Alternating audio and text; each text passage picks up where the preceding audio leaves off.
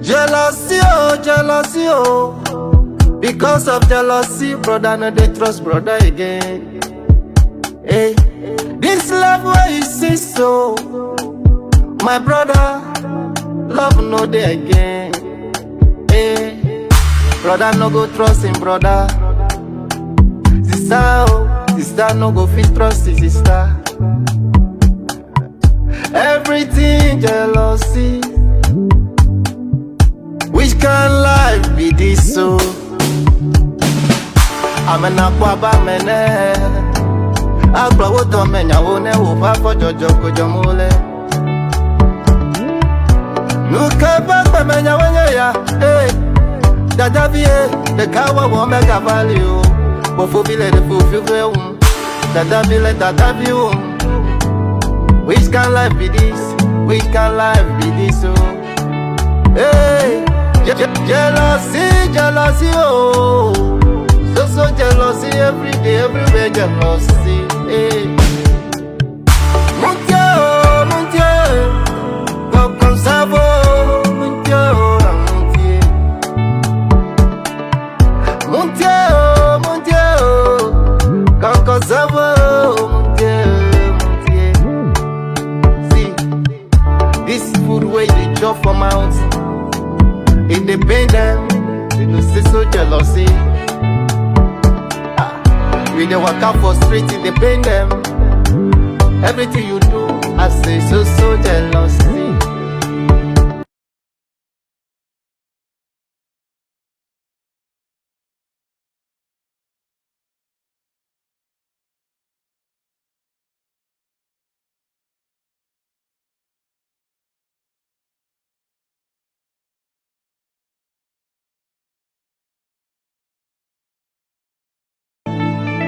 Hey, see, they go they pretend say they love you.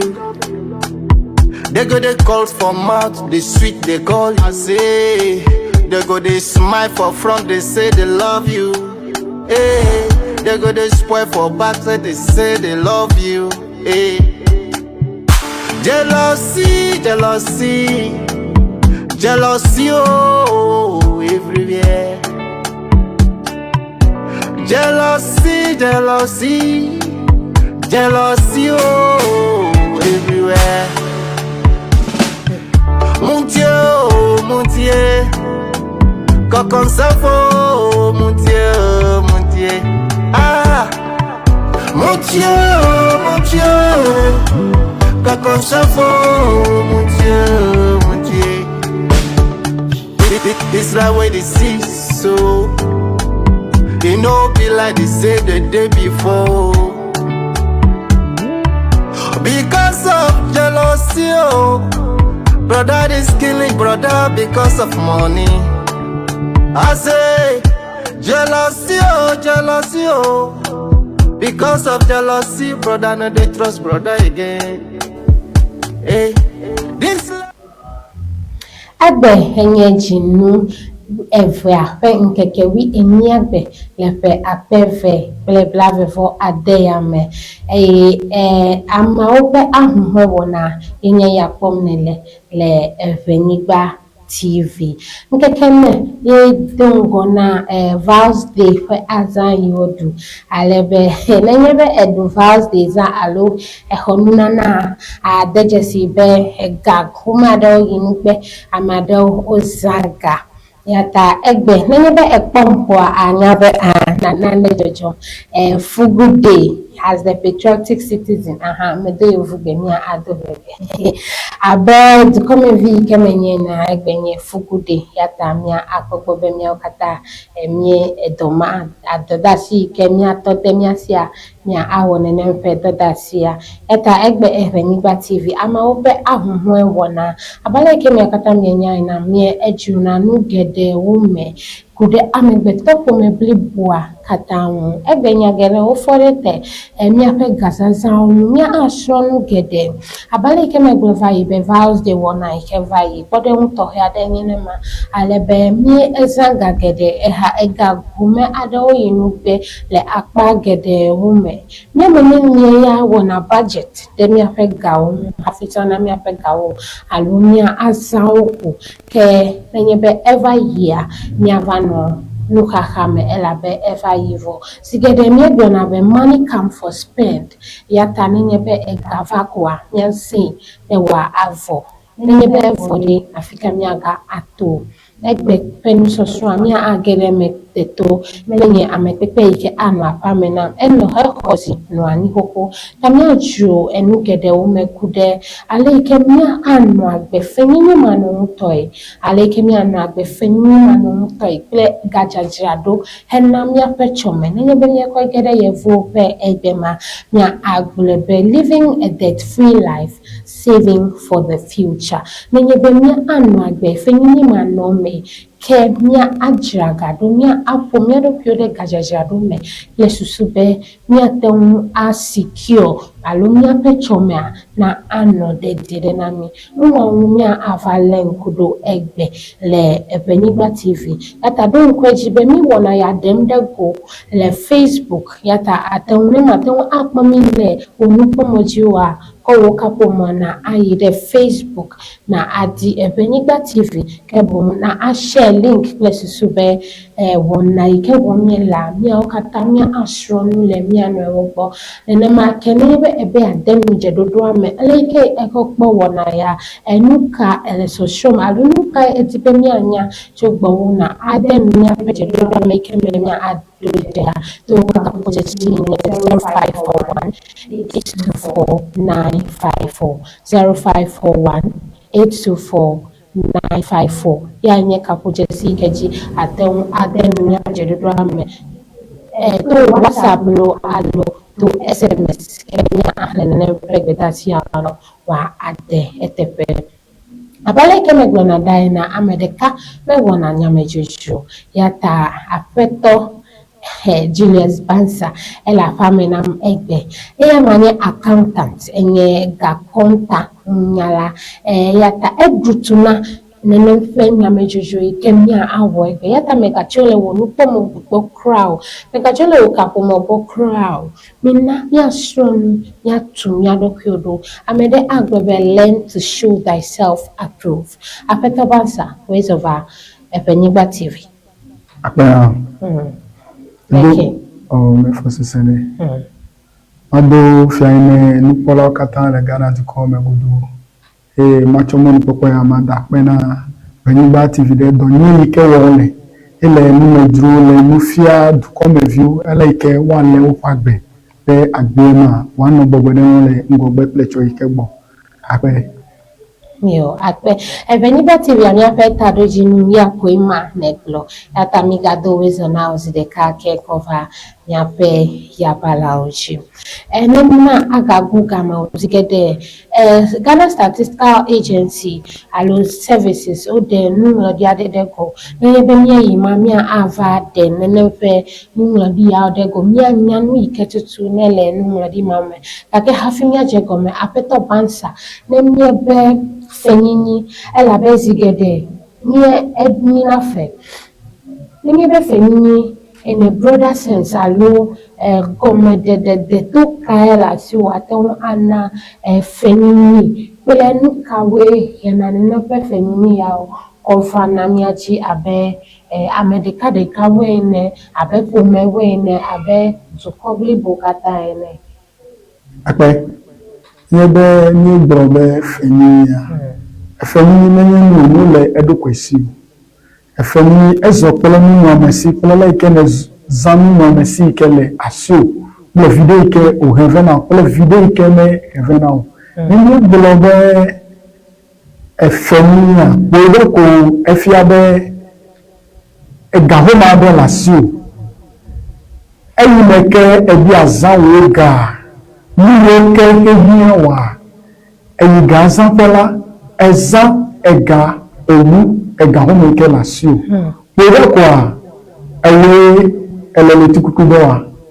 Et le tikuku doa que waila, le tikuku gagne maybe 1,000 Ghana cedis. Et moi, je suis fou. Gakemu yoke yi no fo ayika ozude me wa dodo de mu yoke hia le eyi kemu ma ohia tele veve mu kele emu ma osiota e choko ni won de sere ko elefle kaka me fle kaka na ko apodo o me ko 1,000 Ghana cedi dasi mu yoka ta me fle la e ba 1,000 fika e po gama ike ni e ga ike va ga ike enye wo le tukuku be ga ele ka bia ro ko ba fika ga cho mais elle fi que gâteau à quel fiable elle est fermée elle est dans elle fermée ta elle ferme pour le coin de garou que la sur mais il y a de garou même que à zéro de clou très mieux que rien les ennemis que rien elle que rien you are on the scale of preference listing your needs and wants according to their importance. If you have a better de Siabola, elle est ma co agbanle. Nous au Katan Yamiki, même nous n'avons pas vraiment à Bobolan, nous Kenya Miki. Et Yabi, et de Eken de la Fiade, nous Yabi, elle est de ma weba. Nous pouvons maintenant au délai. Nous me délai et Tomo Katala à Gedefene. Quel est Gedefene Kola, à Koduke Kode, problème, Tamu plutôt à Gedewagweme. Nous parlons de la famille cover. De deux mois, nous avons gagné. Because nous avons gagné. Nous avons gagné. Et Gahou Mereke Ava was one flame Awuga Kela was Sue. A probably new Kenya et Yakua Pleta. Pourquoi? De deux mois, nous avons gagné. Nous avons le Konyami. Et à ce qu'on peut nous Johnny Kenyami là. Et il y a aussi des Meganade. Femi. Ameko. And now me nya be scale of preference. Me a would do the week no hear me.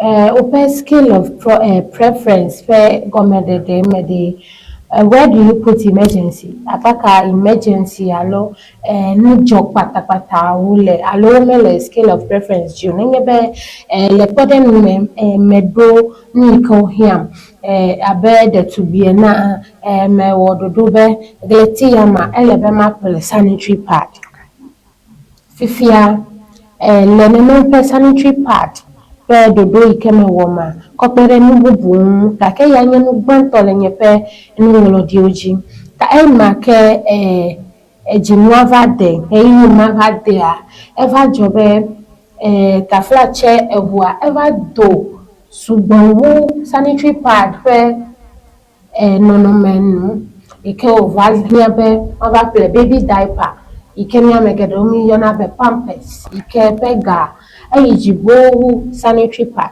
akpamade for fifo ya ni pete a mede baby diaper won mako apple nenempenu yawo nenbe me fa gede feme ala be me yide Davi Akubo alume yide damana pe storm imebo damana ya never join ya alebe ekpedewumi nema apple baby diaper masa enyibe okeko yi mama va akefano de ofia be ni mo wododo de yepe gas nyazaza wona Ape ni obe eganya zaza ike ni obe expenditure ele no event okay down to a fixed expenditure ele variable expenditure fixed expenditure ni obe ma ko wona efia be we be padla and a first and a fixed expenditure okay now variables maybe as it do now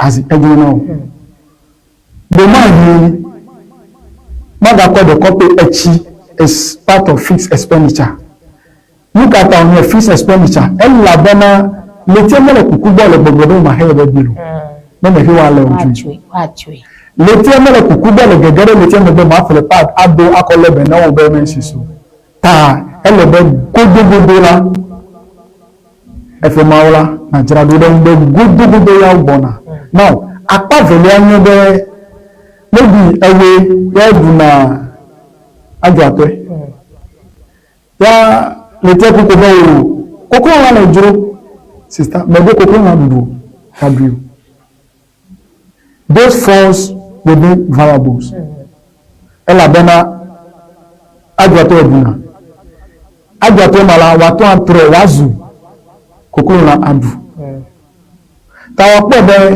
ni ke hemo wo hia ple vivi ni ke le ple eniebe kemi ni ke ega ke azanona ele vivi le emi me bona be echi ele be na wadodo be chi ala godo ri tene le egbe ejo elejo sanbe kemi ala so be ni ano vivi me ta ega zazambe ejo ni echi o padua enye ni nke ni lebe na di koplo ta elebe gba won to na nyabe yi ametiere young vire yebe messes de is it heavy flow or normal or low ni nyabe de messes ni heavy flow ke lebe na le pas de cap le pas doit na flow me ve heza de kala fair enough so you have given priority to your messes.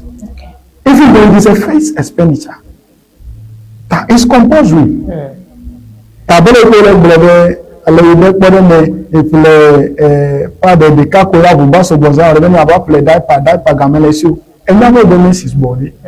But now fine. So you need to pay for it. Enya be messes but elebe na wa de ta ya mi blo melebe do mawo then we have a gangan pele mi wo ke yami pele vivi ni ke pele do ke mi awon ni le mi apa gbemela e wo na be zigide la bo gena de fm ta no lebe e ponu pizza mi yan o e wa be budget ko pizza ko de me e pele pizza vo fifi you needed additional part but you have bought pizza. Is pizza a priority to you at that moment? If your pizza hammered report, never play. Is pizza your priority? Pizza is never your priority. So pizza falls within what? Variables. Okay. And if you are the emergency cases, emergency cases, the part the akba. There are some cases. Nyado John akpata ike mime wo plan the call. Any Belgian and Africa near than an emergency cases adole scale of preference. They will hear them when you bear me then you bear a war budget. Okay, then you bear a gakasia a war budget na Nico Ajo Fifula. Can you bear a de gadadina emergency cases? Places to be never jopata. Aton ako akpamako agbamagaba no eji nenemo enema wo le be mi ano nya pe dodo warm scale of preference achilo alo mia adasi ne be enu ava jopata afi mi ava no totroto me be mia ati ndodo na nenebe njojo ya abele ko gbama ike we ewo mire me eledodo wo be scale of preference list wa maybe the budget wa kaka ni brona be ni wona miscellaneous. Okay. Money ke on a budget for. Or maybe you are going to the market but you don't know the market value of some of the things.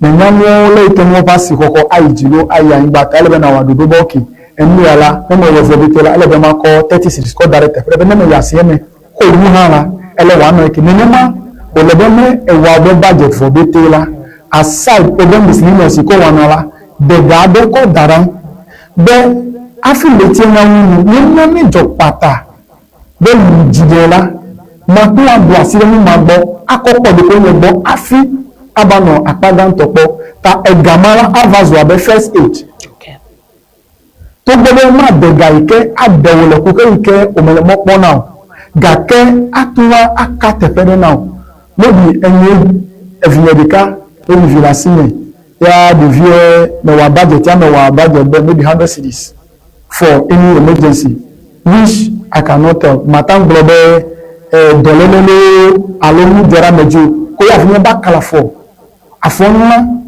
you never call you the clinic. At that moment, 100 cities, Mahila Fimila, Akperoni.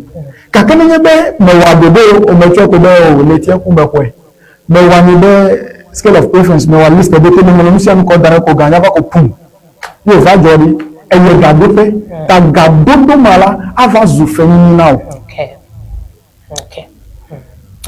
ni abe dodo wa de ni abe ganya won ele fifire ta no ma ke e fovi ma wa e gba at some point like when abe fovi ayo no to ni wa do ni abe ganya ya nyonu me wow no wa kabasi bo okay nemia ayide biabia efeliaji kenenye is borrowing always bad kakera fimia ya afeno Gladys Sergio na namia be money speaks only one language. Okay. If you save me today, I will save you tomorrow. Yes. Yeah, afeno Gladys Sergio. That's it. Yes.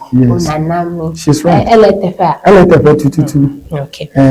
Afeno Gladys nyape accountant na namnya be openya LTF tutu elekpe pledu yata mia adu de mia novio katago ike godoa place sube na namnya be egbedeka yakole gasi ikenenya be nenye be ejiramdo egbea mava jirawo ha odo echo nenye be ejiramdo ikenye belele toke ikene konema nenye be echo haufa gerejiwa nya ha mava agbede wu abale ike nyegbona le mia degbe mebe denule nkujina miata novio zona veveve do nenye be edenku enule nkujina ga echo ike gbona ga ha ava denule kujina ya tale na mi be mia ajra mia pe ganya odo place su be mi magava po mia do kwio de gadodo alo femini pe wona ya omo apeto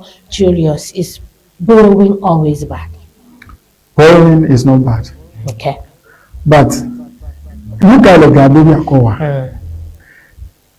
The gadoga makoba wona ni ike mapo etane cho. Okay. Ele adoga akodu birthday.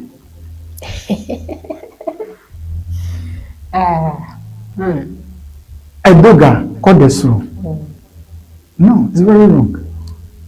And you have a video, and I have me the birthday to la pa, and so the to, ele video na nye de ka abe, ame de ka ine, ela be jigede nyese na be, asimasi alo apetope apeno ati. Nenye ba made pe nkonya ati atafalache dokome enzaiko alebe over there onwe wa koba mainly ofe kotokume pepe me ike otibere lo stronde de masia ofe kotokume mele pepe na mele ofe kotokume na ke pressure alo mi bebe pressure ikeva webe utibe we want it to be the talk of town. That are gacharupe of our doga of our person. If you have me for a voice, I am no gemila. Okay. Après, na togo blobe afovi blobe tete, afogan blobe tete. Mais nous encore son le avec pardon abele ke blea. And the woman is no.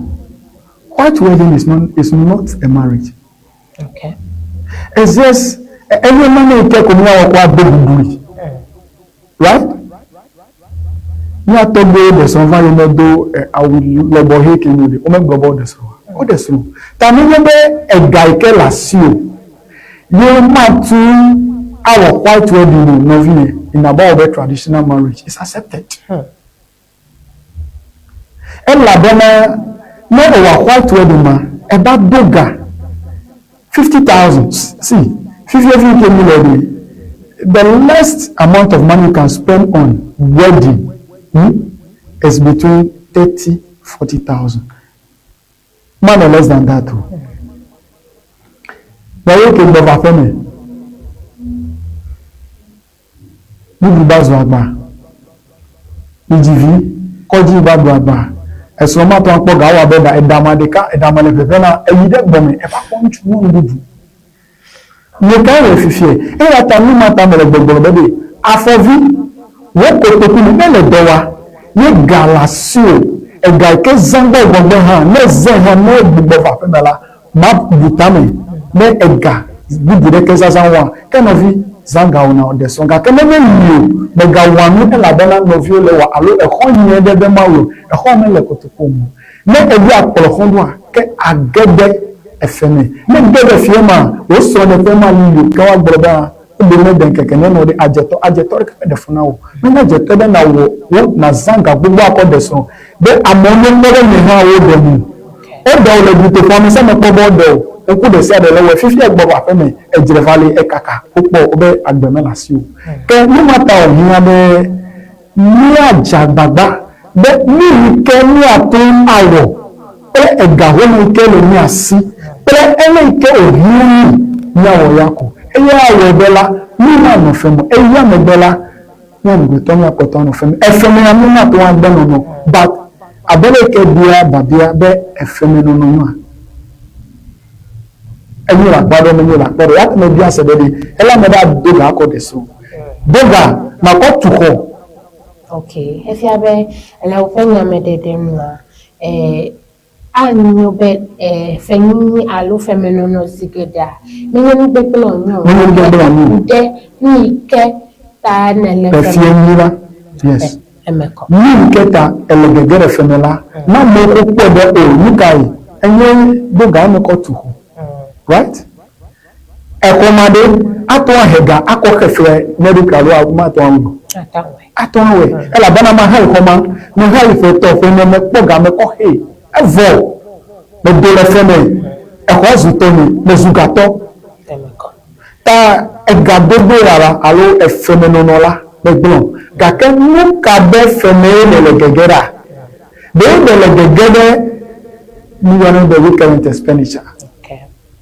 Edoga alo ezanga de namo ike apoto agagbugbo ava ahiawo enye doga ko ba pola awunya vucho mada gbople me doga ko damudu ada adamudu cho kakene me doga ko pola nyugba mada pola nyugba yes ta ni ajagbade ni abe efemino no wa won ni namo ike ahevide agagbugbo ko fenimi le fefefe tomebe nínú abe fenimi yele akomuko be tamebubu adukli bubu avifafa anwo madomadome nyo akpe afovi plepetete ya nyema le apeto Julius bomia agere Ghana Statistical Service penu lodi yodedego Ghana Statistical Service reports that more than 1 million people experience severe food insecurity, going a whole day without food in the third quarter of 2025. If you are Ghana accountable budo palo Ghana Statistical Service obenu di adede go if you fiambe le pe apeve blave vo etope mama blave vo atonta fla chepe mama etonliame ikemie gbona be third quarter ame million alo milogwi de ka blibo wawe elebe nwa akekwa ometen kpona na kedema glama hafi esa donade ocho enye na neike edefu alebegbe alebe woga na nami chole akpama nye egajibe the high cost of living combined with a 23.8% inflation rate in late 2024 suggests that many citizens rely on credit for daily survival. Julius. 23.8%. Mamade alafaji inflation per apaji. Mamade alafaji blavevo and so alulemia goloko blavevo ne enye malabe 23.8% approximately avazu 24. Ta blavevo and de alafaji ya wenye apaike inflation tala eva fiafiam kote kobe du come vi gedewa fenini alogado doji otu opa gbedo nkeke zube amia uhamia kpo enufiade adegla goma hafi zanado Apeto Julius le enya bloglo ya malunu logi ike wood dedego Ghana Statistical Service report ya le epe summary ike never jo look at I over lenenema ya akpobe the number is staggering enye fudenade alegbegbe tanemia ale nkudenwa mi akpobe it can affect the mental health. Over you kata nenye benye below 1 million people America de ka million de ka menye nyavio nyo menye nukonya onye crowd ta akpamade leke fenyi eko de nafuna fenyi la ope susum de die no le susum. Enya edafu ela bena fenyiya mena odona no ela bena nenyi fele amada nkwa oko soklibe eko amie kodo kutukuma le yi me dasi kutukuma ko fili kenya beche ye bufela amada ta fenyi eba webe amegede especially nunu ozudono amegede zudono be Nele kudanwe DDP program ever le previous government amegede ozuyo moira ela bana ega ikere ko dabe jidudu boa be me woni the pension me yo akole be ne woni ko akopẹ yo ko boa jidudu ba ko gama eba we be amegede to meku amozu dono egba e ma le fafia be no ba amade nto be ga yere kolesi ko to me ke zudono kemi na woni fe mala ma de wode leke wa no na o kemi na me to kra assess wo de se bela bela enya mara kan le jonye gba brobe Julius ko ganye na mo Julius no go ma por police ve ne wala me Julius no go ma ka wi de ko be eni fele wonu ni to be ga wa ko la sineta mata relax kake awo me ba le sigbo ta fi abe e fe yin e ko na ni afa susu ko duro te fade ike webe ni obe susu na jana ni yo kata nkola wo tamu susu kata amo yi kran ela bena eyi fara madam Nenye be clear me ko ejicho ko tete epoche ko ejicho ela bena won ti bi bola ke eva labe prison ele mavu eyi de sia de ko no tamu bo ni mata o lebe ni alebe ni adoko pe eleke ni sama ni o kenya ni nele ko de Ghana Statistical Service be survey one reporter ebefu amen deka million deka million of million nenye be Ghana cedi ya 1 million Ghana cedis 1 million imagine let me cover gahoho me ko pepe me ika anosi lesira amefu deka kaka obe 1,000 obe 500,000 obe 130,000 yole kaka obe million of you open afu afipona buluzi de ka lankekere ka me peduna question don't take me abia sebede a memande fika ofe faith me fika ofe agbe be bo pele eyi ko le fifie fi ko le never even report ma ko be egbobe inflation ni afa Newsweek ke journal asime be dadare nji leti de serera 24%. Efiade leti de siade ko la 24%, 24%. Recent one is 5.3%. E ma le fafia be ba ejamelu. Ye fifie mi ba sileji, e mo ma la so asieleji ke mu mai ta wa poni le plota ni be ni a wait for last year report la there is going to be a reduction because the inflation has come down.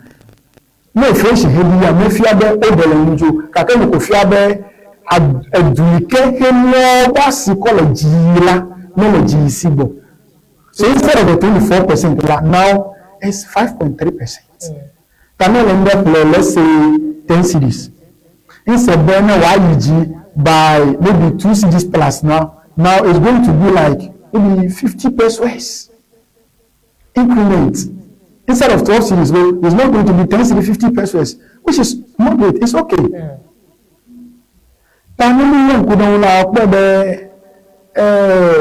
Numa is one of the contributing factors. So I was happy when the survey pointed out that the inflation is one of the factors too. Why there is that issue. Phenomenon alone, we can avoid it. But me as so here, Chela, we should not be a jabba. The Muslim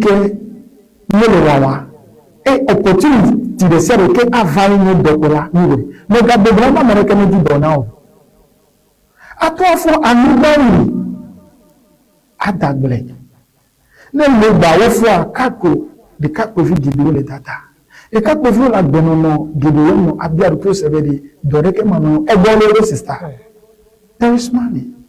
When you look for the money, and unfortunately a ganon no finke economy fika kule fima ganona sika kule fika mele sika kule. All our natural resources that today we are relying on, where do we get our cocoa from? We get our cocoa from Accra. We get our cocoa from the villages. That should tell us that you can't make money with a neat body. No, but you can't make money with a neat body. Office workers, bank managers, journalists, president. Yevudo gede walawi ike nenyebo foko oyi office owodo, and then people who work remotely. Me have na podiodi. Me have na podiba edipofo ike mebulo. Abe mesemo. Emeko. If you don't the cap argument. Yes. Let the cap review for you to address all the bromoto. Yevudo ala they are working. So my comment, I don't know take bromerala. Up to the 1 million population we take nkekebika indeed defiance je towa duwa de katete choma pona obenya bromele. Then kuna mama watu watu. Yes. Melefi medanagle. Oh wow. Yes. Medanagle. Okay. And I love farming. I was even looking for a land to cultivate a serious maize farming, but unfortunately, get quantity. Maybe I was looking for 5 acres of land. I can notice one thing. Not by now. Upon all that I'm doing, I still want to venture into farming. Don't worry, Mama. Now I need that. Enya eji mi enu gede o shrom enya gede o fafa mi ke mekareji be wo enye nupola vevi ha enu shrom mekareji be eko pen and paper wo nu lo gbale gbe wo nu reti ene enu ngolom dadi place sube mi ashrom le mi anu obo won ku bom na mi alegbegbe alebe mi nu gede o shrom Nyamejujua eto dem alegbegbe yata na adem nya pejedugura mea na anami ogbedati alo esese mama ikene lasio nu ikene dibe mia anya to kahojesi nye 0541 824 954 0541 824-954. Place to be one and then we have to do me bemia astronomy lemiano, but don't get you by make a bedasi namia. Share the link. Place to be a meiko ha umetan se egg the penya wow hawatan alpha a penny batty repair balaujica wa astro and the toya pesos bemia kata miachi. Mia shrom kude aleke mia anwa gbefenye mano toy aleke mia ajragado na mia pe chome tutudo ta mi shrom gede wo kude no ike ono hena fenye ve mia ajo na fenye ni gbo na meti pe mia anifa no kai mia wo ike anabe mia dole fenye ni me alumi ma omia do kyode fenye ni mi wa va dra gbogbo de miaji afana mia megede o mia zu dolo o mia zu tame bula o nene be mia tame buma dono jipola o na mia be tame bubu ha ya husu gbodoleleve nene be husu gbodoleleva umoji nyawo ya nyema tami kawe mia wo ale be na mia ɖokuiwo miado le nene ƒe fenyinyi yawo me ame ɖe agblɔ be gadzadzraɖo aleke miawɔ adzra ga ɖo money box me lo alo investment wo yi ke ne miakpɔm money box me ye ne dzidina be yeadzra yeƒe ga ɖoa alo investment na mianya le miaƒe yabalawo dzi ne mia asrɔ̃ nu atsi ɖe together aƒe vansa investment or savings box. Fine. My brother, another time value of money. Okay. We don't go. If you have a once the egba, effect pepper a cho, omeso. Okay. To the paper wise la is the same, but omeso. 10 cedis a cho kefaya, ekpelu ekbebe 10 cedis. To the 10 cedis so no. If you have a money you care 10 cedis at one play, like bosso soma ekbema at one play. That's time value of money. Tamini de ni agbo for me put the investment wa money boss. You look according me. You are not getting anything on it. Your money with the value. The value of your money will completely be wiped out. Everywhere, Olebeme Kaka Pedika, everyone 2,000. Right? 2,000 man, yeah, see you like cake. Therefore, no call 2,000 man as at the first day ejecting contribution mawa. You call a gamma, they are covered for everybody. You pay up the bag most of all as about everybody 2,000. Ta mau bififia susu group gebe woli. Gake ni mo gebe am gebe susu group yoke ni akonya be gako dade la video ava. No call gako dade he 30% say evangel that is a value in addition to what you have kept. Gake no call dade ko kaka atani macho oganye call dade ko I want to put my money somewhere that the money will work and multiply itself. Okay. Then the money has gained value for itself. So when an example kwa pepe na video ni mata ohia be ni ayiga jiradofa ni apobo be investment you can know he video be anoji. Now me eno kodwa video ke bomela we must be very careful about the kind of investment we do. Ele be ni ano movivi de ni jiradofa you can ni de ni akonya be ga ko jiradora. Ele la bena now, we say the higher the returns, the riskier the investment. Now, the video investment problem video now.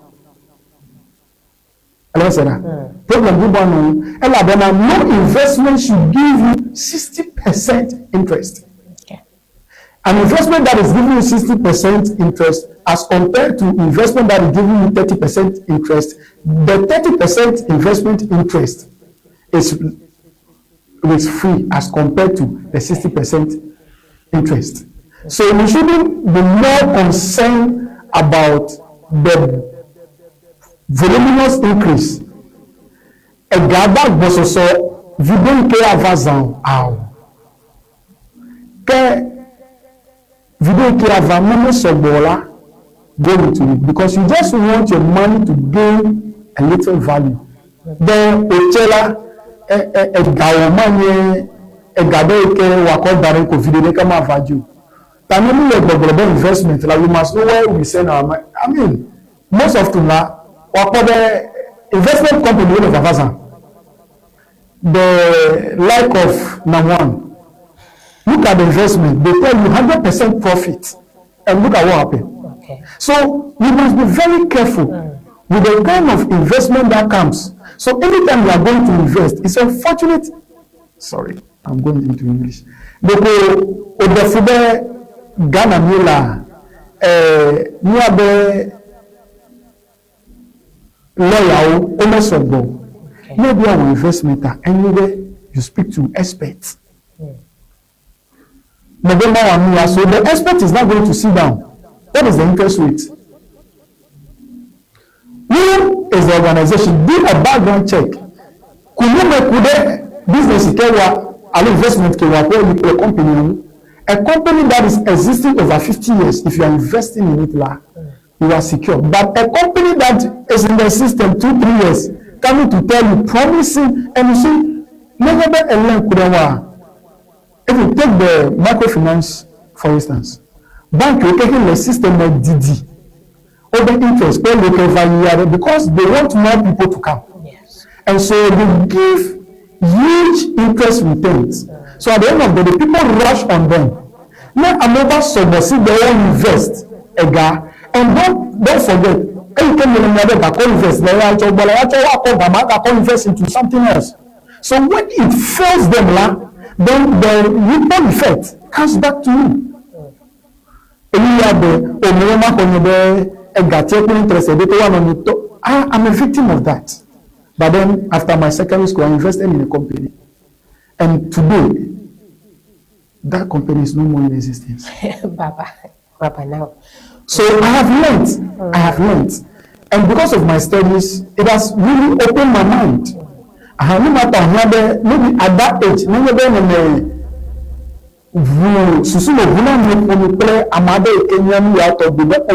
but then I invest.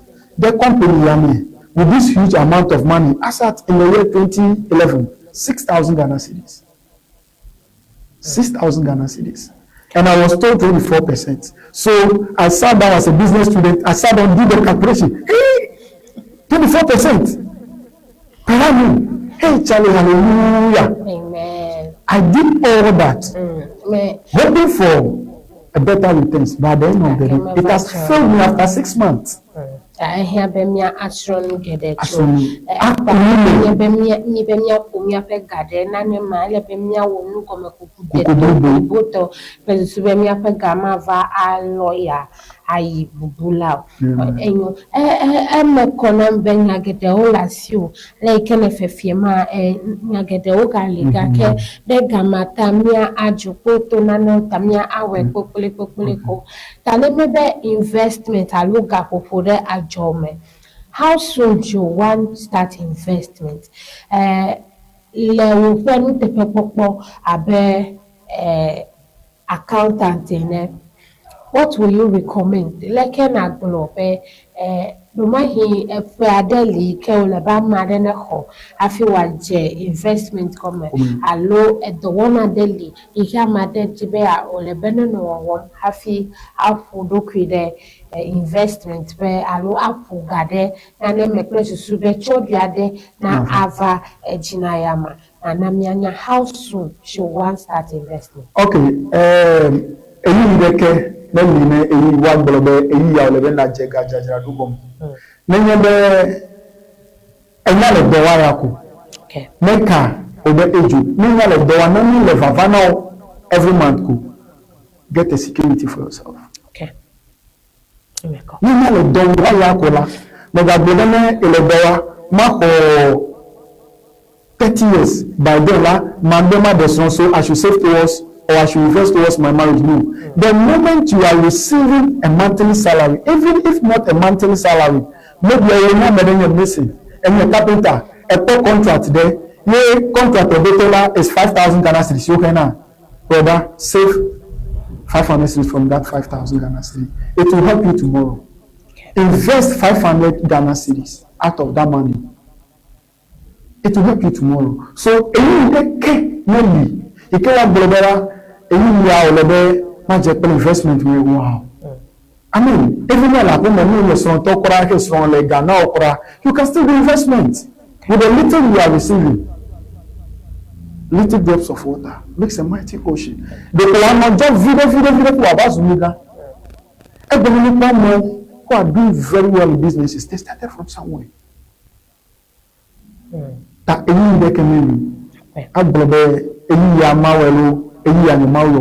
never the popcorn la seko until donye a choike bobe vidi ava now. minamia wo ya do male na uchie diame unamia nyabele gobia de kemeli ikawole be miacho hafi miafo miado kwide investment aluga popode ajo mebe wa hevidia adekevena o abeba Julius na menya benenye be asiwo le nu vivi ado sumkoa na ajagbagba klesusu be wo ha elena be jiram do de tepade alebe na menya benenye be demia pe gamani box ma vidia de ke ma vagina mi oga ke ne mi fu mi ape gade ajo wo ma vide gede a vagina mi ga ke elena mi be mi anomjo nyano muhehi le nenempe investment pakpayaji leso subemia awo mu komekuku de toblibo afimia afo mia pega de nanome enye mesro mu gede egbenye menya be uha elen gede strom ne egbeto me kareji be uha esro nane nyata na anamianya nenye be medibe anamianya no ikene stro ha jagbagba na share link across sube amada ha you never can tell who this message might save yata ma adon so mi apenu pala across sube na a share link ya across sube wa ka novia de si the novia de ha na aja papa afo edokwi ade afo de nemfenu sosro ya ji across sube nya ade figede chomi ape sosro ya ome enye benye gede miape modern woji egbe social media TikTok vevieto miape be amagede wodo that to be if you invest this nenye be opo nenu penu ya de gaya de nu ya ma o be si agbe ga anova fam na o mu ga ikekra na kopo de nenu pe ajoyame. People come as wolves in sheep clothing. Yata elena mi be mia no mohehi. Mia advice. Alo mia holo mia no yo hanenye bene nempe no plamenya ya va famna mi. Mia let us see through the lot. Afi mia aho. Eike anu na mi place sube mi ma vazu Amerika afo mia pe gade enu me kele choma mia ava globe de oblemi. To babe mianto we me de afo de tito ha minamia awe newa anyo. Apeka Julius, how do families raise financially responsible children? Menye be miangbole aleke fomewo awo afi ahe the vehicle wa vanye nimenya leke magbo financially responsible. Yes. Ape Jilawa the Basilo si the eleke wa heovi be wanye the VUK wachi atu alebene obega anya leke wa san obega Nye jila eko 10 cities ne vive ne ko dunia gbonu de me school a ga direte lo suso recover ne suso veri chinebe le defi ba pajila 2 cities 1 city maloya chinebe no ko the money boss. Okay. So you are teaching the child to be responsible in how to even use the money. If you have a common okay. Eleven so de ta no pene de fima e ko so be no one money de fima kaka de fima heba in secondary school. If God be so good, de fima is coming no pene de fima to apply the car no ela bena ejragado. Elena sera ejragado ta ya jilaula ni afia ni avio ni be ekpe 8 cities any guy ke abenefit ben di la mega ko 8 cities no ko 10 cities ne bonebe ne ko 2 cities ko dara be the 2 cities ne now mega ko ga ko de view si be ko na ko ba de money boss me out you are not teaching the child how to be responsible but ko 10 cities e be te ko ne ko na ba bi ka ke suso de ko boy no be vetting don kuji Jesus Ogbela, then you are putting the child on a path of what? Being financially responsible. Alabama, 8 cities ya koni. Not your day, 2 cities can make a tough call the Kotokumo. But ebe, mama be, masu sofa, feme, makoba jirabe. That there is no way that child will grow and will not become financially responsible. Abale ke bi black globe mi he imola David mo. Mosi wa to la be mechila. Mate na Kale be eji jinene ma de via pe susu me kata meke mama be mako 1 cedi alo 2 cedis agugo va peme akode wani box meta meke ochichima enya be awo nenye be na ne kasinya mele be maduga nyama ele be male be na ne pegaya ape memeko tale nu jojo pe akpaji alo gajajira do pe akpaji vodada kawe mi agona abe amegbe topo mebli boy ne ikeva gbele na mi pe savings plan alo gajajira do pe dodo yo kata ni do na me de vodada de oli ke mi agona idale manyama melo alo le nyanyama. Yes, vodada oli ni wona nenye be ewa mebe bi ajira kadua elebe na nyam ke tale gajrado no me nyam ke tale gajrado adragado ma nyam ka ko yo ta vuda ba ke mu wona sigide ne be mu nyam ke ta mu le gajrado to me vuda da gbanto now evelia ene be nyam dragado fo ke ga ke va ni nyam ke ni be ko da ke ka na ko nda da budu da ba to mo me now e ga ne vuda da evelia ke mu wona e to nyam be nene jiragadwa nunu wona nume kukule gajirado pienwu ta the end of the day la ya bega ha ebu Efia aloga efia ta ko be enu to yawola onye esoti ke nene be ni de ka pevu ala me de top omiyo ni atu ale kudan be o ne be ma jiragado le be manya susu ke tamele gajirado evelia me gavado ni ke me mazanga wala ya ko mazanga we etonia enlebe ma wa background check le fi ke mo ga yo mo mo fe e la bana na ko de le liki ni oba mo ko me echi apu wala ma apu ke me chi fore be wo to wa ta elebe na popo bela e ko yi ke me ke ye mo mo bela e ko la le bibi no iya background check ke me awo afi akomia be ga konda ni menye nene ma o ga afia tabe jini de ke no asiwo amowa no popo bo ya o lagbeme chodu de ke me la siwo ba o menye be e da fode pe afode de ye ni ba deji o yo hakpe amede abia be do ike wo mela menye chodri bo adeke lejo menye fetu gan deke homelo aleke mawo agajira fetu do agajira gadole fetu so yike homeleme edoma hi nenye be kaka gleti akua 300 Ghana cedis yanye ega ike amade akpo legleti kukua katame abe fetu enena gleti deka amema. How do we expect the person to save? Elabe ndidi nyao ha holy. Echino nyao holy. Afile mukubele alafa toma me ha.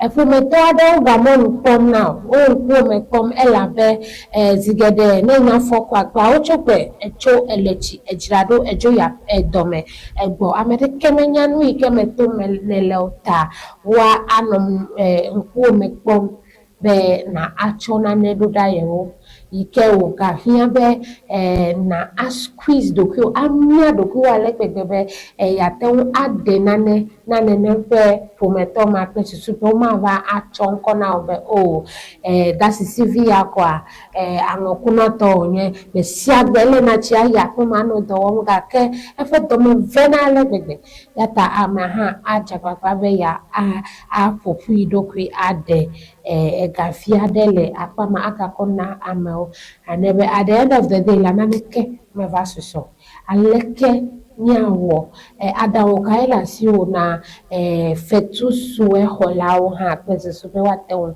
apo odokyo de gajajado mehena echo akpe ekpo atikuchechere ko atikucheche kata ochi ododudu ba amerika me ba gbewo kata ojo eye ojo a ekwo kata vo de keme mi po a ekpo pa ekwa efiade dele anlo bodo ta egadesia de ke avania me beto fasimedi nukuleme ne bodo to ko gadu nuko echo enkai aba hefide now ta mebu mama emu bola ople todola kata wasile egade ke me va me fasime yekeni kume pena den lekele ko le so ha nukuleme ta ayike de bobola eya vazu wonuku eya le chocho le invest eya ya ba jide jina ocho o ha wazu to ta mega glebe nyola mele 500 cedis ho ta 500 cedis era ni matan save no more you can save 50 Ghana you can save 20 cedis you can save 30 cedis yo akpe mia aga yi de gbedasia ogbo mia ahle aveno Gladys ga advise de kakalebe enana mia be always live within your means and stop trying to impress others, just be content. Period. And then apeno Gladys and Namia apeno Gladys Kosemi apena okakabe edenu ya peje the drama. Alebe apeta than Johan and Namia be high greetings to you all. Saving is good because it helps when there's no help from anyone around you. And it will also help you not to be disappointed. It will also help you not to be disappointed myself if people fails you. After than Joe Peg that's saying ma and an amenya be akwedan wu na be amokata uda okunha wonto mada to kuoku alegbego and be and an amenya be Eveniba TV the best to take over apekaka alebe me gonna pledge you. After Gladys and amenya be no ike lasiwa ekpo ike lasiwa ayepeda wona. Nenye be happy lasiwa megavayi be ya wu eleono dagayo mekariji be mi okata mienya enene pe daya nenye be dagaye nelewu agleme megava cho happy be yakofu nene pe dagao alebe nenye be happy lasiwo na jagaba be yewo emudo megavano ati gane kedimo emanye gbedasi keo nevanami egbe mi edapena nukola okata be mi eteun edenu ya fejeju amaye miewo egbe fe nyamejeju atoke na mi alegbegbe apeto Bansa Julius senior accountant alo gakonta ntinyala yanye amekene eno apamenam egbe yejro no ikem topic alo nyamejejo ikemi wo egbe yanye agbeno no fenini mano mekle ale kemi awo ajiragado henam nya pecho me yanye wona ikem ye elenkudo egbele ama ofo ahube wona ji the people's mirror alebe amekere no zime na egbe pe wona abegba ochegbe nya nkoni nye Joyce Owusuga ke ateun ayom be Miss Ayi alebe mekareji be nyesrom gede nyanto ha mesrom gede alebe cho egbaje ma ada fo ada okwese super nenye be mebe ma jiragado ma aga no money box me ke bo ma avado ukata le money box me akpogbo be mekoyi de gajado fe ike me kareji be nyepega ma aloya okebo ma wonu gome kuku de to abaleke afeto bansa gble ne hafi afu egade ni ya otogme me dakpe emi akata mi elenku de mi afa wona ya unu. Don't forget to share the link me dakpe na nyefe producer afeto Kingdom 1 be ele egbeto jinam fesi de alebe nyefe MCR director afeto mauko mesesube ha enozime na egbefe wona ya me dakpe na nyafe meto kata akope to me kareji be pesia gba ochegba ye ponami da me do beto he na mi fieni pe ejijeje na amesia me nukola okata eza nenyu na mi. Hey, see, they go they pretend say they love you. They go they call for mouth, they sweet they call you. Say, they go they smile for front, they say they love you. Hey, they go they spoil for back, they say they love you. Hey, jealousy, oh, everywhere. Jealousy, jealousy, jealousy, oh, everywhere. Mon Dieu, quand ça faut, mon Dieu, ah, mon Dieu, quand ça faut, mon Dieu. This life where they see so, you know, be like they said the day before. Because of jealousy, oh, brother is killing brother because of money. I say, jealousy, oh, because of jealousy, brother, no they trust brother again. Hey, this love where you see so.